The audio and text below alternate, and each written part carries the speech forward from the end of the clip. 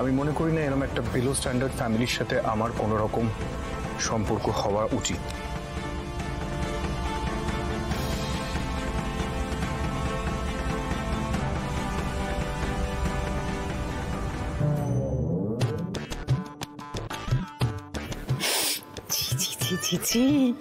যার ফ্যামিলি নেই সেও রিজেক্ট করে দিল, খুব খারাপ ছিল। তোমার এত বড় সাহস, তুমি গাঙ্গুলি বাড়িতে দাঁড়িয়ে গাঙ্গুলি পরিবারের সদস্যদের অপমান করো আমাদের প্রত্যেকের সামনে।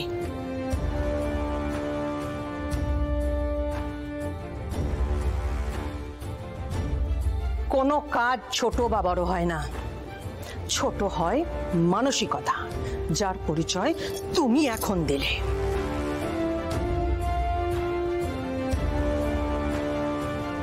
তোমার চাকরির কথা বলছিলে না? তুমি যে বড় কোম্পানিতে চাকরি করো সেই কোম্পানিটা আমাদের company, Ganguly group of companies. আর এই গাঙ্গুলি গ্রুপ অফ কোম্পানিজ এর ব্র্যান্ড অ্যাম্বাসেডর কুসুম। হ্যাঁ, শঙ্কর আমার গাড়ি চালায়, আমার ড্রাইভার, কিন্তু আমার পরিবারের লোক, এই গাঙ্গুলি পরিবারের লোক।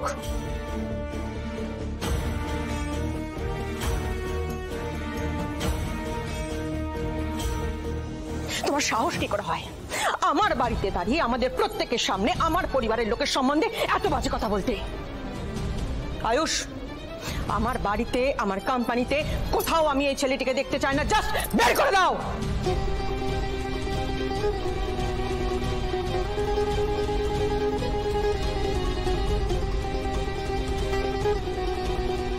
ওর মতন মানসিকতার ছেলে এই বাড়িতে আর এক মুহূর্ত দাঁড়াবে না। তার কোনো দরকার পড়বে না ম্যাম, আমি নিজেই এক্ষুনি চলে যাচ্ছি।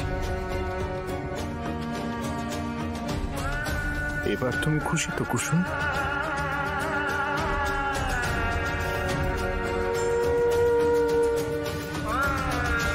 রাতুল দাঁড়াও।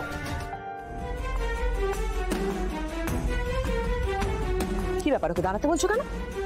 কারণ আছে মা। বাবা, কারণ আছে?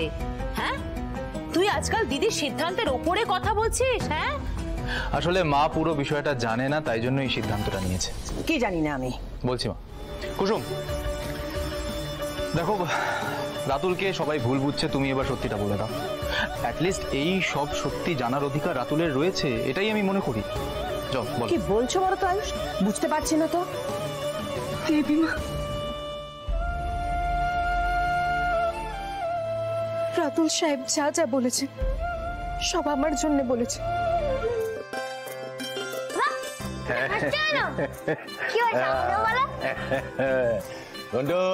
তোর দিদির বিয়ের কথা পাকা হয়ে গেছে রে।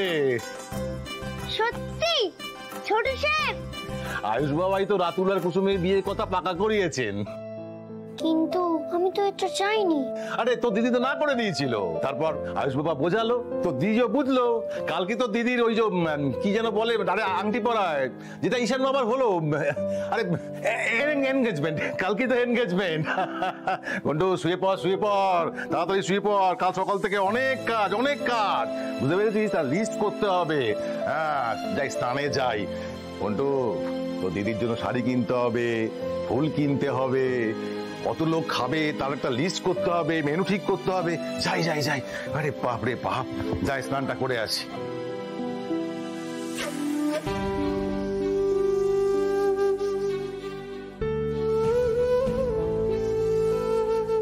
মা, দেবী মা আমার জন্য পাত্র পছন্দ করেছে। কাল আমার আংটি বদল আর আশীর্বাদ খুবই ভালো, উনি আমার ইচ্ছের দাম দিয়েছে। তুমি আশীর্বাদ করো মা, আমি যেন সারা জীবন ভালো থাকি।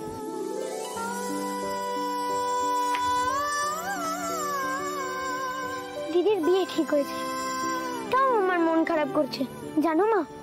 আমি তো ভাবতাম ছোট সাহেব আমার দিদির রাজকুমার। দিদির যদি ছোট সাহেবের সঙ্গে বিয়ে হতো তাহলে খুব ভালো হতো, তাই না মা? তুমিও কি তাই চাও? দিদি এই বাড়িতেই থাকতে পারতো, আমাদের ছেড়ে কোথাও যেত না। আমার যতই মন খারাপ হোক আমি দিদিকে বুঝতেই দেবো না। কিন্তু রাতুল স্যারও খুব ভালো, আমাদের দুজনকেই ভালোবাসে, আমাকে হোমওয়ার্ক করতে সাহায্য করে। তার উপরে দেবীমা ঠিক করেছে, তাহলে তো খুব ভালোই হবে বলো। যাকগে, কাল কিন্তু দারুণ মজা হবে, পেট ভরে ভালো ভালো খাবার খাবো, আর পান্তার জন্যও নিয়ে আসবো। আন্টি, আমি ভাবছি আজকে কুসুমকে আমি একটা শাড়ি দেবো, যেটাও আজকের ইভেন্টে পরতে পারবে। না দেবনি না, সেটা চাইলে তো আমরাই একটা দামি শাড়ি উপহার দিতে পারতাম ওকে, তাই না? কিন্তু আজকের দিনটা কুসুমের জীবনে একটা ভীষণ ইম্পর্টেন্ট দিন। আজকের দিনে শঙ্কর যে শাড়িটা ওকে দেবে সেই শাড়িটাই ও পরুক। তুমি অফিসে যাও, আমার কয়েকটা জরুরি কাজ আছে, আমি সেরে আসবো। Okay aunty.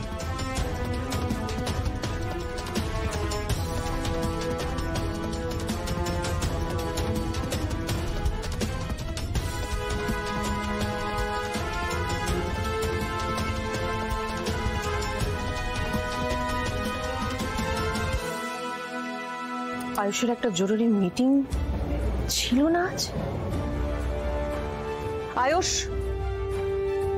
আচ্ছা আপনারা কাজ করুন, আমি আসছি। হ্যাঁ মা বলো।